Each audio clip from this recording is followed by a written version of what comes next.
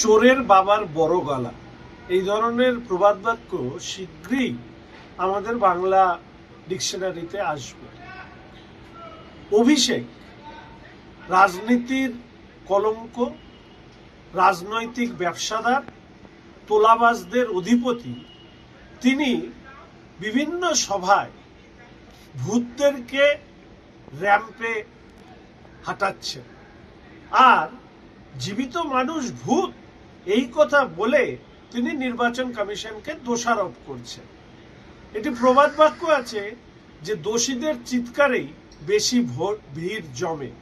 আমি অভিষেক ব্যানার্জিকে চ্যালেঞ্জ করছি, আপনার যদি দম থাকে, আপনার যদি ক্ষমতা থাকে, তাহলে আপনি এই জীবিত মানুষদেরকে যারা মৃত হিসাবে দেখিয়েছেন সেই বিএলওদেরকে র্যাম্পে হাঁটান।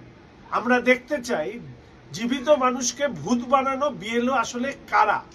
আসলে নির্বাচন কমিশনের দপ্তরের সামনে কিছু এই ভূত বিএলএ এবং কিছু জ্যান্ত বিএলএ যারা আসলে তৃণমূল কংগ্রেসের দাসানুদাস, তারা নির্বাচন কমিশনের বিরোধিতা করে তারা সেখানে ধর্ণা মঞ্চ বেঁধেছিলেন।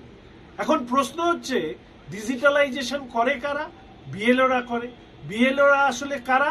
রাজ্যের সরকারি কর্মচারী। তার একাংশ এই তৃণমূল কংগ্রেসের কাছে হয় ক্যামাক স্ট্রিটে নয় কালীঘাটে নিজের মেরুদণ্ড বিক্রি করে এসছে। ফলে সেই বিএলওরাই এসআইআর প্রক্রিয়াকে ভণ্ডুল করবার জন্য এই ধরনের কাজ করেছেন কিনা সেই নিয়ে মানুষ প্রশ্ন তুলছে।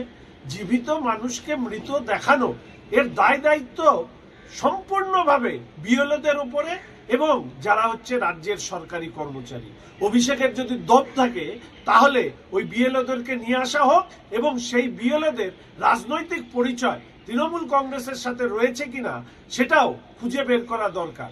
অর্থাৎ ইচ্ছাকৃত ভুল নাকি অনিচ্ছাকৃত ভুল, সেটা মানুষের সামনে আসা দরকার। তার পাশাপাশি কয়েক লক্ষ মানুষ এই এএসডি লিস্টে মৃত হিসেবে এসছে, তার মধ্যে কজনকে তিনি মঞ্চে তুলেছেন। আমরা দেখতে চাই যে সংখ্যার বিচারে হোক, আর অথবা যদি ইচ্ছাকৃত বা অনিচ্ছাকৃত ভাবে যে বিএলওরা এই কাজ করেছেন, অভিষেক ব্যানার্জির যদি ক্ষমতা থাকে তাদের নাম প্রকাশ করুন, তাদেরকে র্যাম্পে নিয়ে আসুন। তাহলে একই সাথে আমরা জ্যান্ত মানুষের ভূত হয়ে যাওয়া সেটাও তাদেরকেও যেমন দেখব, আবার ঠিক একইভাবে সেই বিএলওদেরকেও দেখতে পাবো যারা জ্যান্ত মানুষকে ভূত বানিয়েছেন।